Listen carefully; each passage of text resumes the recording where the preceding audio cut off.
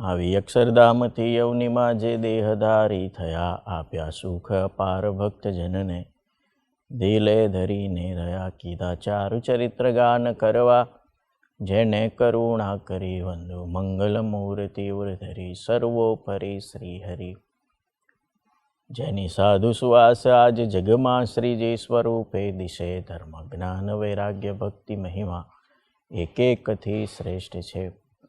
બોલે બોલે અમોલ શબ્દ મધુરા, સાક્ષાત સુધા તો જરે. એવા સ્વામી હરિપ્રસાદ વિભુને, સ્નેહે નમી સૌતરે. સ્વામી શ્રી હરિસંગ દીક્ષિત બની, સેવા કરી પ્રીતિથી ભક્તોમાં અતિ દિવ્ય ભાવ મહિમા. દાસાનુદાસે રુચિ, જેના દર્શનને સમાગમ થકી સૌ પામતા શ્રી હરિ. એવા પ્રેમ સ્વરૂપ દાસ ગુરુને, ભક્તો ભજે ભક્તિથી.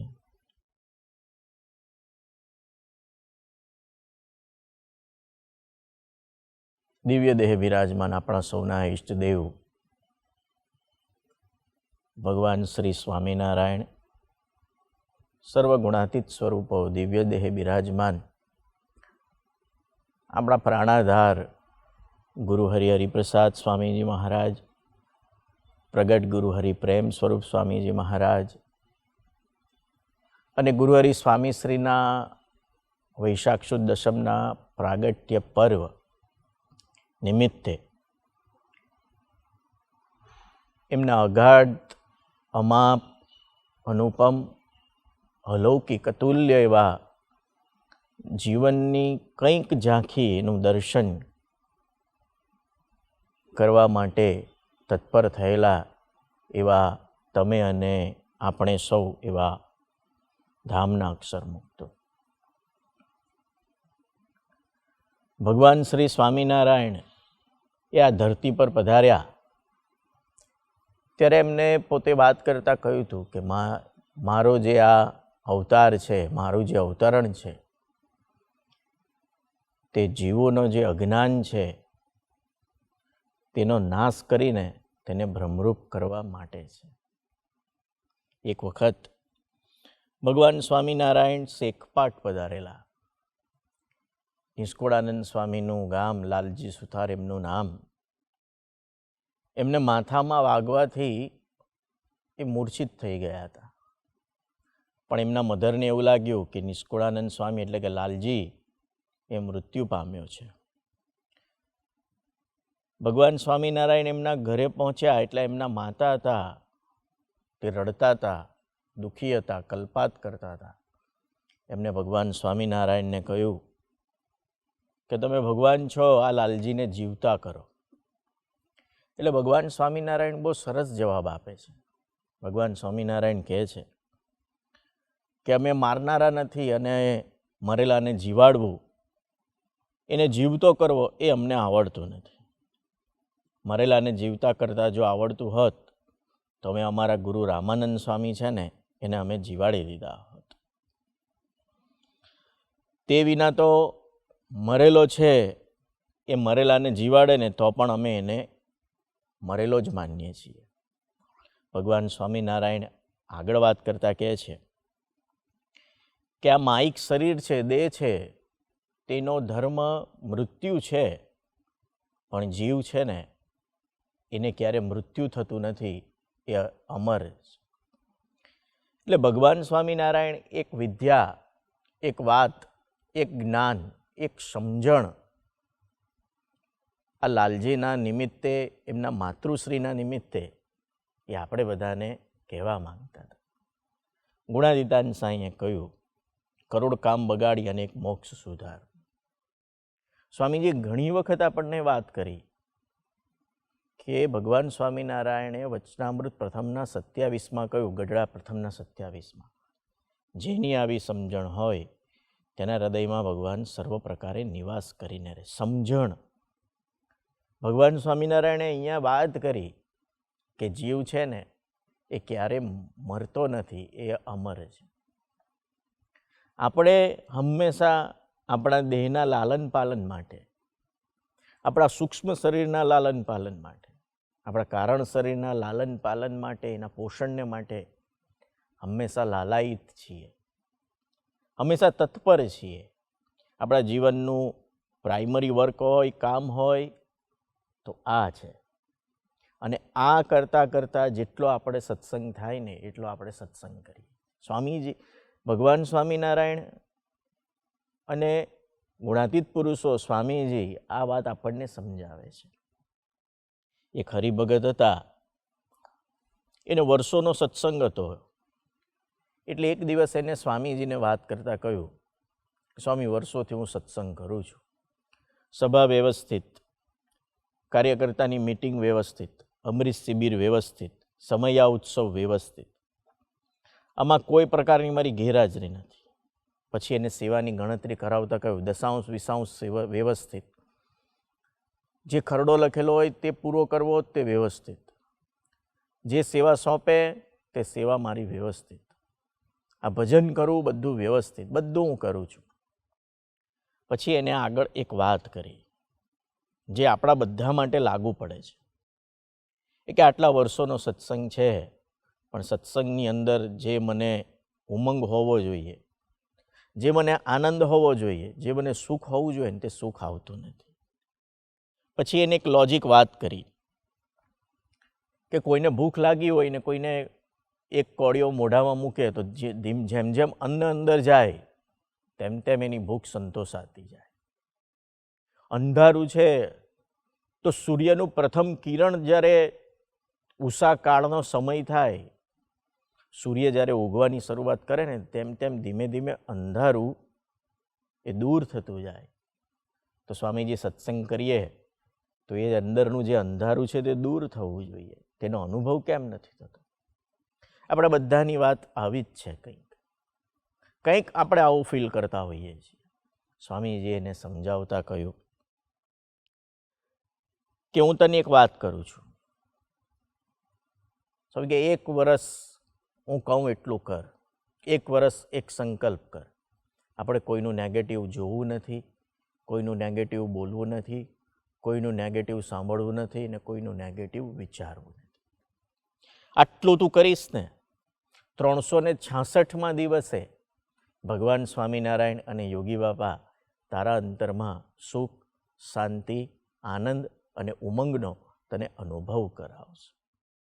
આપણા મનમાં એક સમજણ તો છે, પણ આપણો સત્સંગ છે ને હંમેશા બીજા ઉપર ડિપેન્ડ રહેલો હોય છે. આ સત્સંગમાં જાય તો હું જાઉં, આને આટલો સત્સંગમાં આવ્યા પછી ફાયદો થયો, મને કેમ? એક હરિભગતે સ્વામીજીને ખુલ્લા દિલે વાત કરી કે સત્સંગમાં આવ્યા પછી પ્રસંગો બન્યા ને સત્સંગમાં આવ્યા પછી દેશકાળ થયા. એટલે સ્વામીજીને કહ્યું, સત્સંગમાં આવ્યા પછી હું ખેતી કરું છું તો મારી ભેંસ મરી ગઈ, સત્સંગમાં આવ્યા પછી મારી મોટર બળી ગઈ, સત્સંગમાં આવ્યા પછી મારે જેવો પાક જોઈએ ને તેવો પાક નથી થતો. ગુણાતીતાન સાંઈએ વાતમાં કહ્યું છે કે સુખ આવે તો સુખ ભોગવી લેવું, દુઃખ આવે તો દુઃખ ભોગવી લેવું. તે શાસ્ત્રમાં કહ્યું છે કે દાસના દુશ્મન હરી કેદી હોય નહીં, જેમ કરશે ને તેમ ઠીક જ થશે. આ પ્રારબ્ધ છે, દેશકાળ છે, એ આપણે બધાએ ભોગવવા પડે. પ્રારબ્ધ ત્યારે આપણા દૂર થાય કે જ્યારે આપણી સમજણ પ્રથમ 27 એવા નિષ્ઠાના વચનામૃતો પ્રમાણે સ્થિર થઈ હોય, સ્વરૂપ નિષ્ઠા દ્રઢ થઈ હોય, કોક સત્પુરુષની પ્રસન્નતાના પાત્ર આપણે બન્યા હોઈએ, તો પછી આપણા પ્રારબ્ધ છે એ આપણા દેશકાળ છે એ દૂર થાય. બાકી ભગવાન સ્વામિનારાયણે કહ્યું કે સૂડીનું દુઃખ હશે ને તે અમે કાંટે કાઢીશું. મીન્સ તમારે કાંટા જેટલું પણ તમારે સહન કરવું પડશે. આપણી પરિસ્થિતિ શું છે? આપણે મનમાં એવું છે કે આપણે સત્સંગ કરીએ છીએ ને તો આપણે સૂડીનું દુઃખ પણ, કાંટાનું દુઃખ પણ નથી જોઈતું. પણ સ્વામીજીએ કીધું કે ભગવાન રોગ શા માટે મૂકે? તો કે રોગ મૂકે ને ભજન કરવા માટે. પ્રસંગ શા માટે મૂકે? ભજન કરવા માટે. દેશકાળ શા માટે મૂકે? ભજન કરવા માટે. આ બધું શા માટે?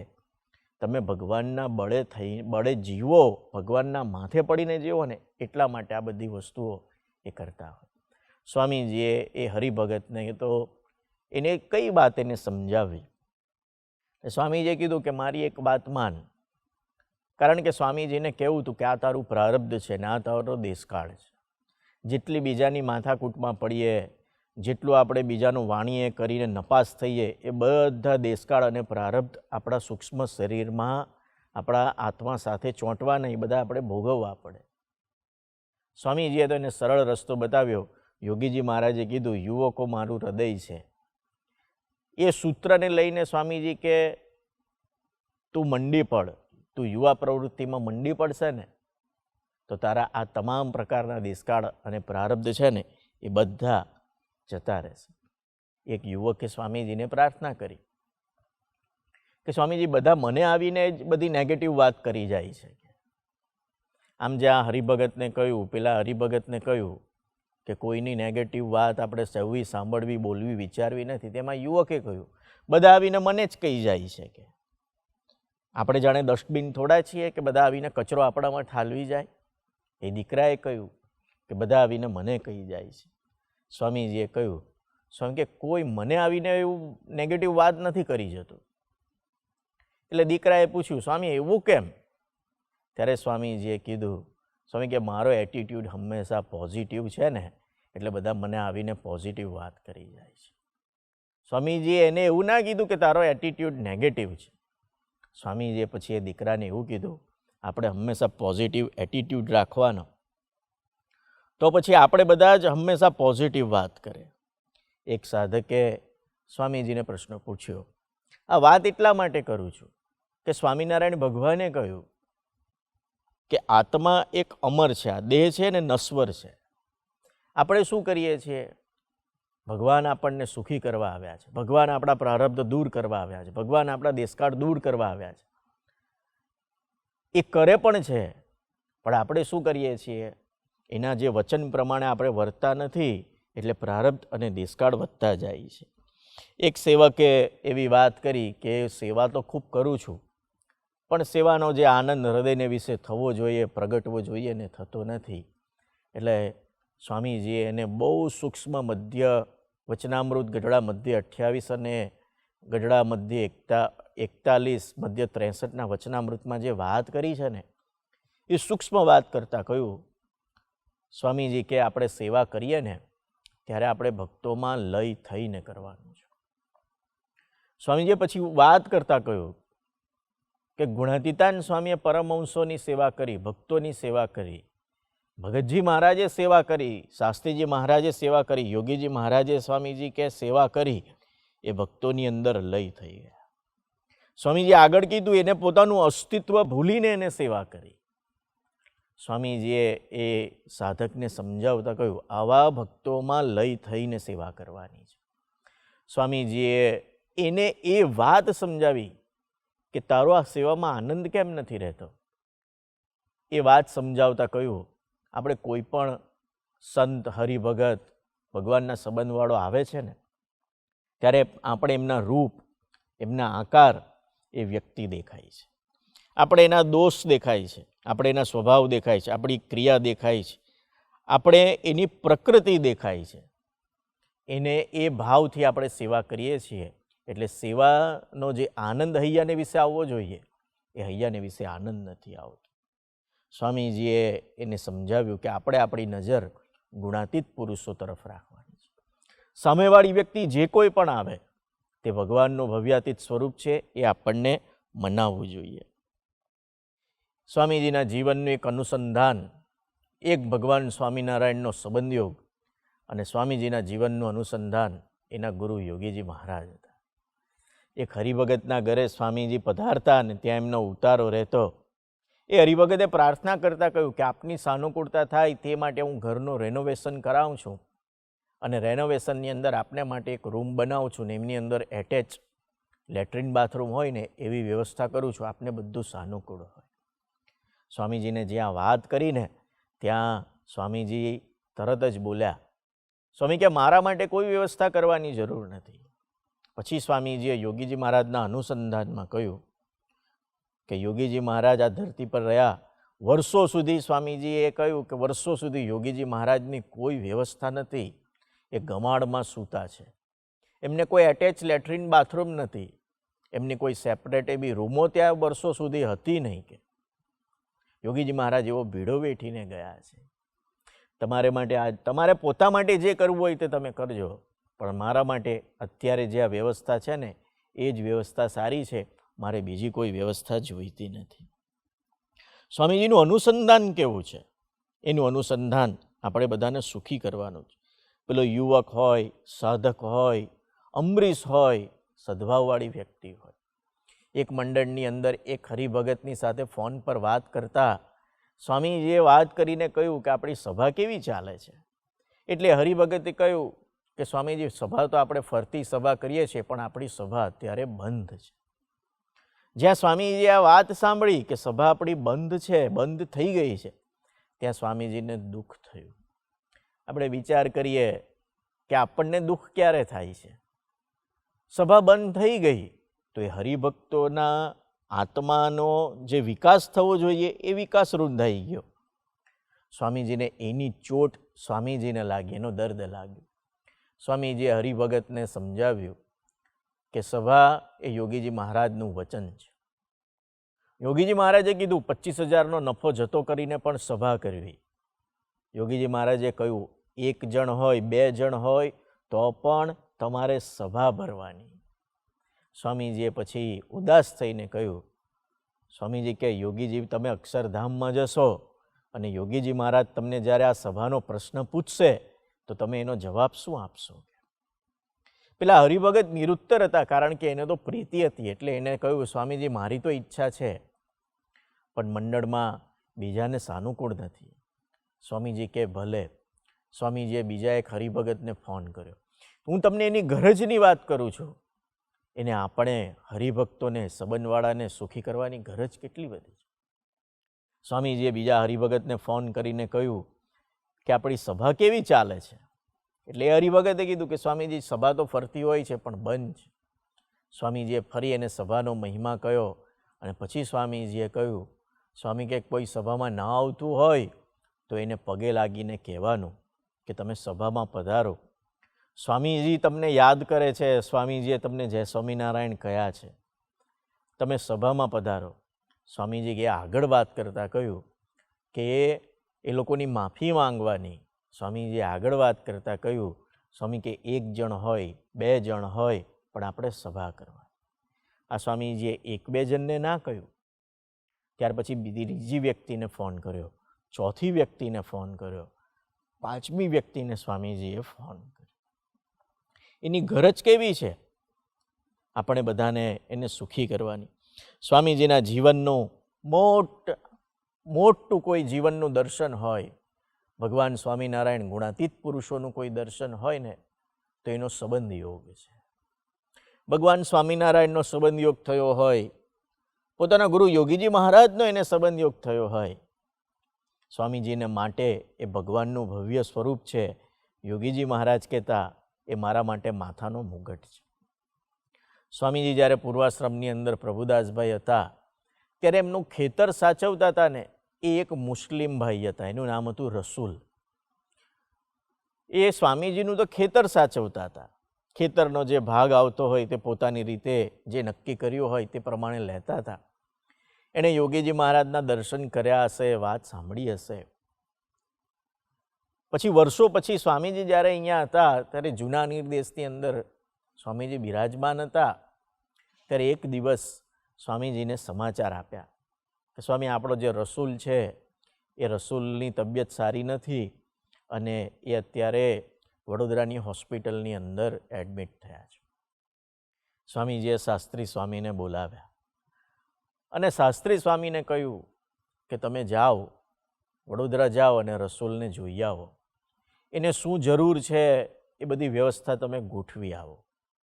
પછી સ્વામીજીએ આગળ વાત કરતાં કહ્યું, સ્વામી કે એને જમવાની ટિફિનની વ્યવસ્થા હોય ને તો એની ટિફિનની પણ તમે વ્યવસ્થા કરજો. શાસ્ત્રી સ્વામીએ કહ્યું કે હા સ્વામી.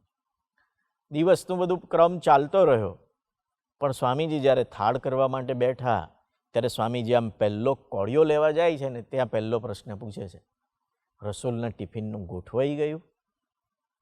સાથેના સંતોએ કીધું કે સ્વામીજી રસૂલભાઈના ટિફિનની વ્યવસ્થા થઈ ગઈ ને અત્યારનું ટિફિન પહોંચી પણ ગયું. સ્વામી કે બસ બસ. રસુલભાઈએ તિલક ચાંદલો નહોતો કરેલો, રસુલભાઈએ કંઠી નહોતી પહેરી.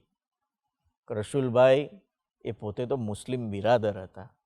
રસુલભાઈએ સભા નહોતી ભરી, રસુલભાઈ કોઈ ભજન નહોતું કર્યું, રસુલભાઈ પૂજા નહોતા કરતા, રસુલભાઈ નિષ્ઠાવાન નહોતા. રસુલભાઈનું એક જ જમા પાસું હતું અને એ હતું એને યોગીજી મહારાજના દર્શન કર્યા હતા ને એ દર્શનનો યોગ. સત્પુરુષ પોતાના જીવનના દર્શનથી આપણને શીખવાડે છે. પેલા ભાઈને જે વાત કરી તે આપણું પ્રારબ્ધ, આપણા દેશકાળ દૂર કેવી રીતે થાય. આપણે ભક્તોની અંદર જ્યારે ભગવાનનો ભાવ લાવીને એના દર્શન કરશું ને ત્યારે આપણા પ્રારબ્ધ અને દેશકાળની પૂર્ણાહુતિ. સ્વામીજી 1995ની સાલમાં અમેરિકા પધાર્યા ત્યારે ફ્લોરિડાની અંદર કિરણભાઈ હતા. એ કિરણભાઈને સ્વામીજી માટેનો ભાવ હતો એટલે એમણે એક દિવસ સ્વામીજીને વાત કરી કે સ્વામીજી અમે તો અમેરિકામાં વર્ષોથી રહીએ છીએ, તો અમેરિકાની અંદર અમારે તો વીકેન્ડ આવે, લોંગ વીકેન્ડ આવે, વેકેશન આવે, કોઈ વખત અમે બીમાર પડ્યા હોય તો સિક લીવ લઈ લઈએ. તમે 1985થી આવો છો, એક ધારી તમારી પધરામણી, એક ધારી તમારી સભા, એક ધારું તમારું વિચરણ, ન તમારા જીવનમાં વેકેશન, ન તમારા જીવનની અંદર વીકેન્ડ, ન લોંગ વીકેન્ડ, ન તમને કોઈ દિવસ આરામ કરતા અમે જોયા છે, તો ક્યારે તમને મન થતું નથી? સ્વામીજી એમની વાતનો એક જ લીટીની અંદર જવાબ આપે છે, કિરણભાઈ તમારા જેવા ભક્તોના દર્શન એ જ અમારા જીવનનું મોટામાં મોટું વેકેશન છે.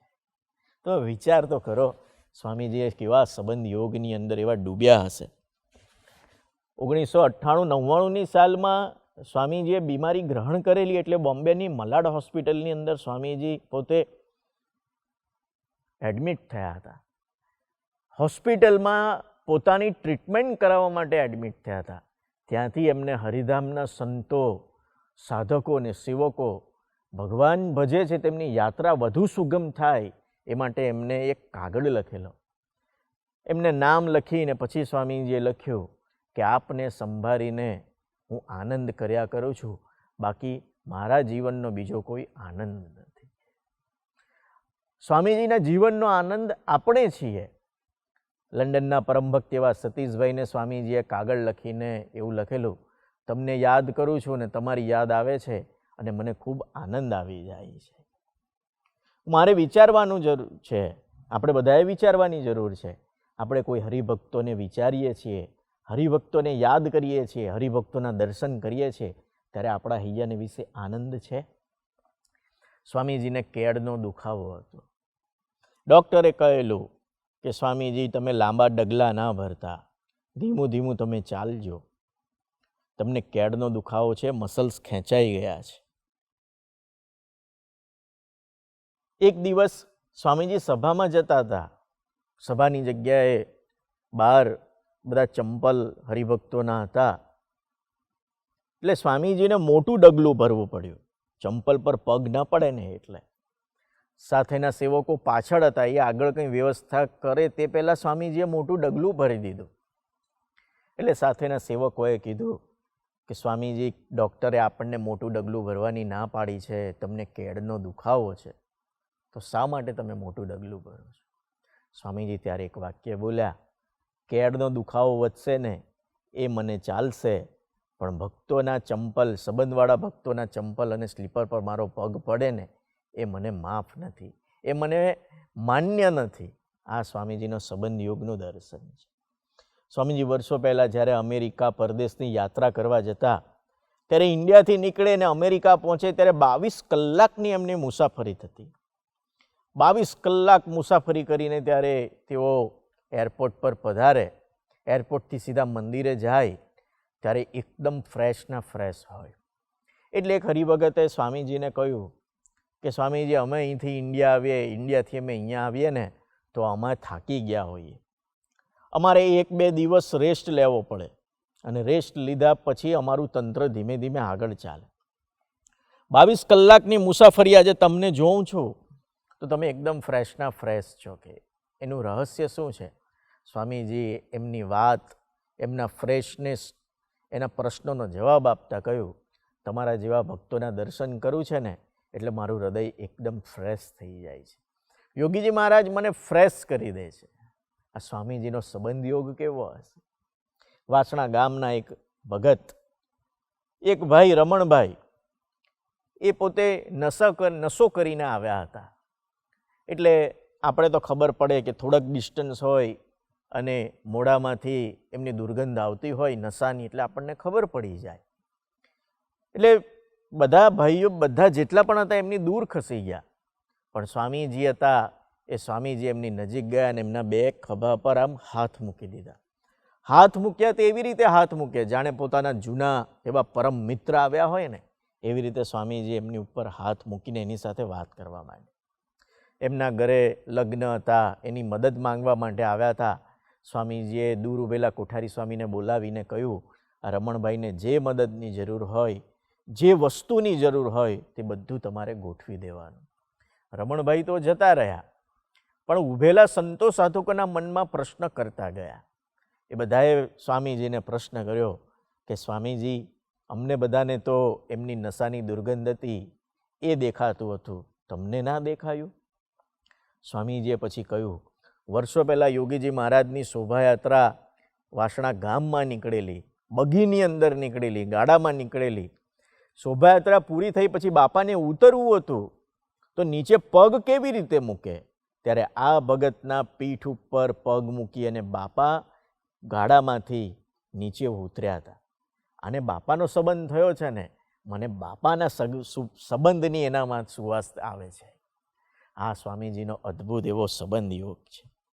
સ્વામીજીની પોતાની એક નવી ગાડી, બહુ પ્રાર્થના કરી એટલે સ્વામીજીએ રજા આપી, એટલે સ્વામીજી માટે એક મર્સિડીઝ ગાડી લાવ્યા હતા. નવી ગાડી આવી, બધા સંતો બધા જ ગાડીની આજુબાજુ ઊભેલા હતા. બધાના મનમાં કુતૂહલ હતું કે સ્વામીજી આ પ્રસાદીની ગાડી કરવા માટે ઠાકુરજીને તો બિરાજમાન કરશે, પણ એની સાથે સાથે કોને બેસાડશે?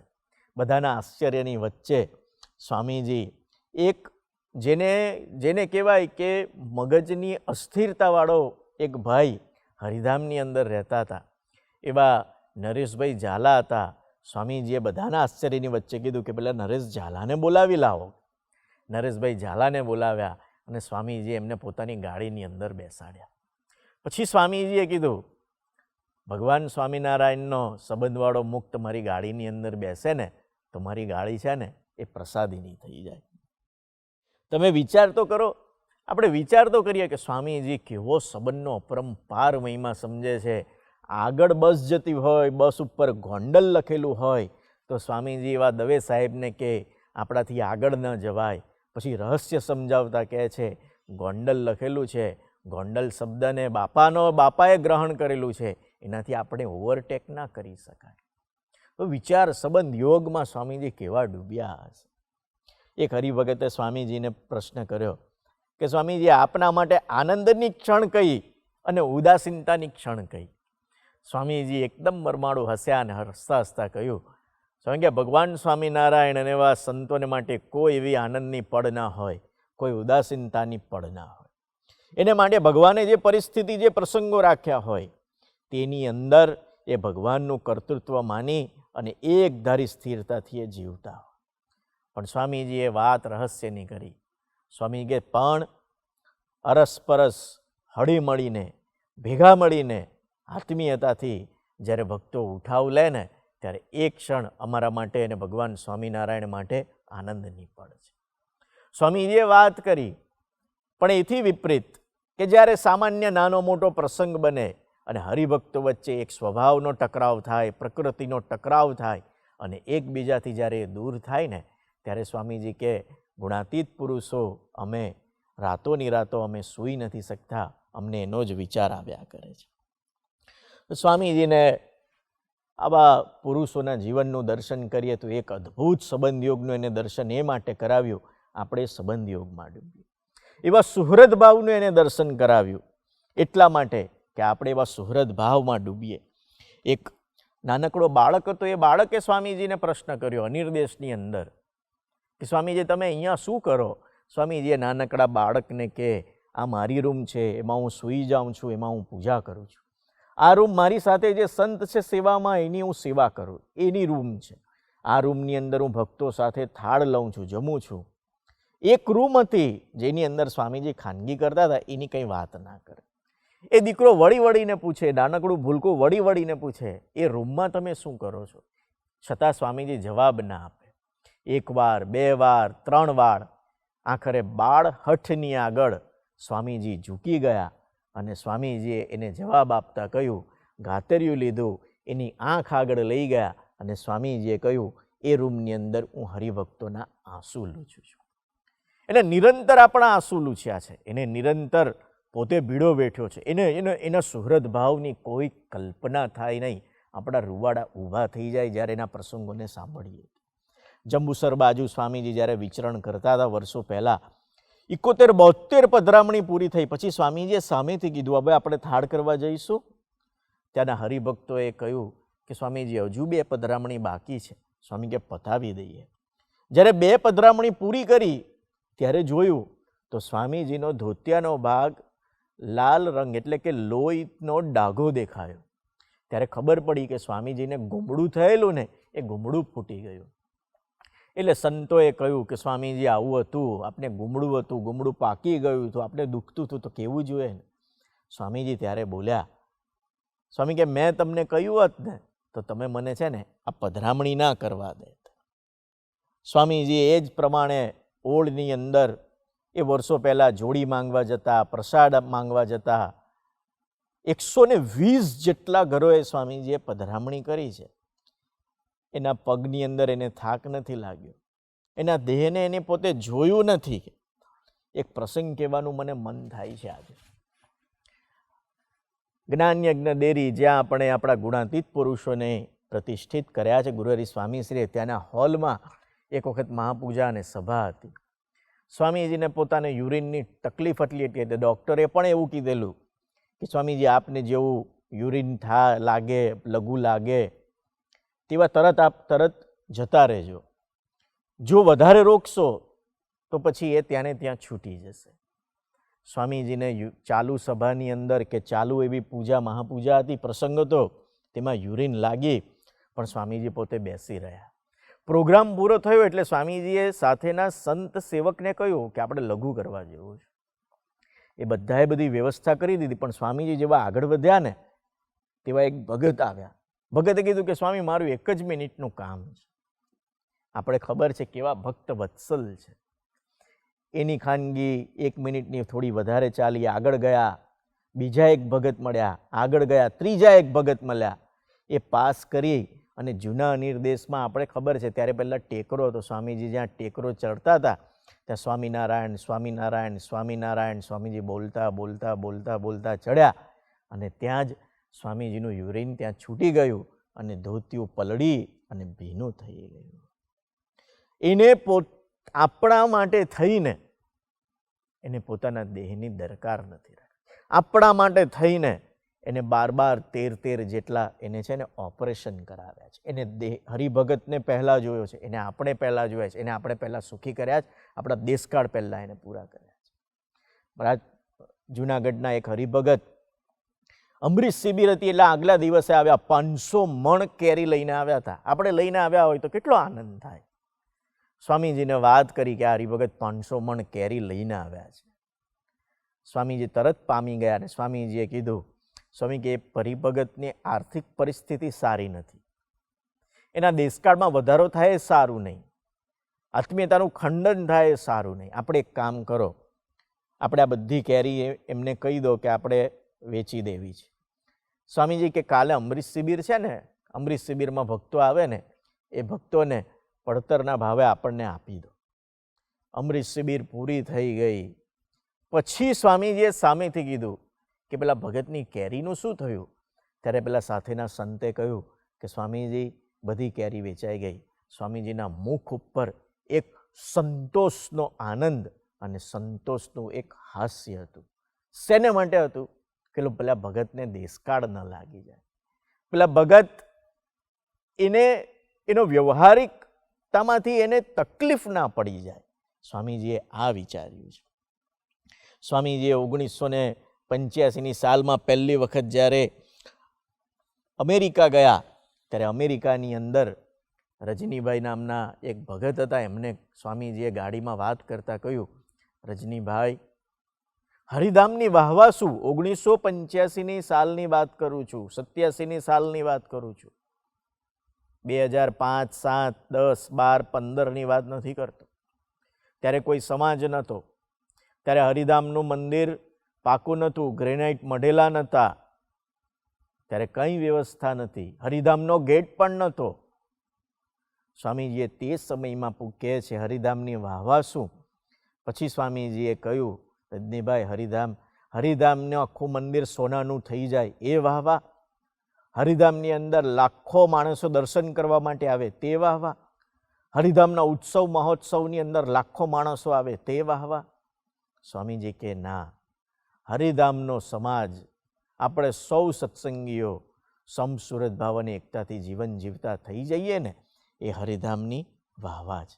સ્વામીજી આગળ વાત કરે છે, એને કેટલો સુહૃદ ભાવ હશે. યોગી ડિવાઇન સોસાયટીનો નાનામાં નાનો સેવક, કેટેગરી ના કરી, વચનામૃતનું જ્ઞાન હોય, સ્વામીની વાતોનું જ્ઞાન હોય, મહારાજના જીવન ચરિત્ર, ગુણાતીત પુરુષોના જીવન ચરિત્રમાં ડૂબ્યો હોય, સભા ભરતો હોય, શિબિર ભરતો હોય, દશાંશ કાઢતો હોય, એવી કોઈ કેટેગરી નહીં. નાનામાં નાનો સેવક સાધુ હરિપ્રસાદના રાય જેટલા ટુકડા કરી નાખે ને, તો એ મારો એના પ્રત્યેનો પ્રેમ ઓછો ન થાય, નિરંતર વધતો જ જાય, વધતો જ જાય, વધતો જ જાય.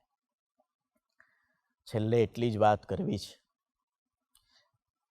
વાસદ પાસેની જમીન, એ વાસદના દાસ જે શિકાગોની અંદર છે, એમને સ્વામીજીને જમીન આપેલી. એટલે સ્વામિનારાયણના બીજી સંસ્થાના સંતોને ખબર પડી, એમને ત્યાં જમીન મળી હતી, બાજુમાં જમીન હતી. એમને મનમાં એવું હતું કે આ જમીન આપણને મળી જાય તો આપણને સાનુકૂળતા રહે. તેઓ દાસ બાપાને મળ્યા, દાસભાઈને મળ્યા, એમને લઈને હરિધામ આવ્યા. ત્યારે જૂના મંદિર, જૂનું અનિર્દેશ હતું. આપણા માટે બી એવી વ્યવસ્થા નથી કોઈ. આપણે તો કોઈ ડોનેશન આપે તો સારી વાત હતી. પણ જ્યારે એમને વાત કરી કે સ્વામીજી આ જમીન અમને જોઈએ છે, આવી રીતે સ્વામીજીએ કીધું, લો આ કાગળિયા જમીન તમને આપી. એ સંતો કે જે કંઈ પણ આવ્યા હતા, એ બધા અચરજ વિચારમાં પડી ગયા કે સ્વામીજીએ કંઈ કહ્યું નહીં, કંઈ લીધું નહીં, કંઈ માંગ્યું નહીં, કંઈ નહીં. પણ સ્વામીજી એક વાક્ય બોલ્યા, સ્વામી કે જે ભગવાન સ્વામિનારાયણની સેવા વાત અમે કરવાના હતા, તે સ્વામિનારાયણ ભગવાનની વાત, આવતા આપણા અવતાર પુરુષોની વાત તમે કરશો, તમે એને સ્થાપિત કરશો ને, તો એ જ વસ્તુ થવાની છે. આપણે વિચાર કરીએ કેવો એનો મોટો સુહૃદ ભાવ છે. યોગીજી મહારાજની ડેરીએ એ પ્રાર્થના કરે છે વૈશાખ વદી 12ના દિવસે, બાપા તમારા ભક્તો માથાના મુગટ મનાય. માથાના મુગટ માનવામાં અમને અમારા સ્વભાવ નડે, અમારી પ્રકૃતિ નડે, અમારા દોષ નડે, અમારી ક્રિયાયોગો નડે છે, અમને અમારી બુદ્ધિ નડે છે ને, એને અમે બાજુ પર મૂકી અને માથાના મુગટ માનીએ. તમારો મહિમા સમજીએ. તમે દાસના દાસ બનીને રહ્યા, તમે ગરીબના ગરીબ બનીને રહ્યા, તમે ગુલામના ગુલામ બનીને રહ્યા. ત્યારે સ્વામીજીના શ્રી ચરણોમાં એટલી પ્રાર્થના કરી. એને યોગીજી મહારાજનું ઋણ અદા કર્યું. કેવું ઋણ? યોગી મહારાજે કહ્યું, યુવકો મારું હૃદય છે. સ્વામીજીએ એ યુવકોને માટે, યુવકો મારી પૂજા છે, યુવકો મારું સર્વસ્વ છે, એ સૂત્ર અપનાવી યુવકોને એને પ્રાણ પ્યારા બનાવ્યા. 50 વર્ષ જીવનના યુવા સમાજ માટે, અમરીશ સમાજ માટે. યોગી મહારાજનો બીજો સંકલ્પ, ધામધામી મુક્તોને અર્થે એવો જીવન જીવતો સમાજ તૈયાર કરવો. અમરીશ સમાજ સ્વામીજીએ તૈયાર કર્યો. સ્વામીજીએ ત્રીજો સંકલ્પ, સંપ્રદાયની અંદર પ્રથમ વખત શાસ્ત્રીજી મહારાજ, યોગીજી મહારાજ પોતાના ગુરુજનોની એને મૂર્તિઓની પ્રતિષ્ઠા કરી અને સ્થાપના કરી. સ્વામીજીનો સંકલ્પ સમસુરત ભાવ અને એકતા. યોગી મહારાજનો સંકલ્પ સુરત ભાવથી જીવન જીવતો એવો સમાજ એમને તૈયાર કર્યો.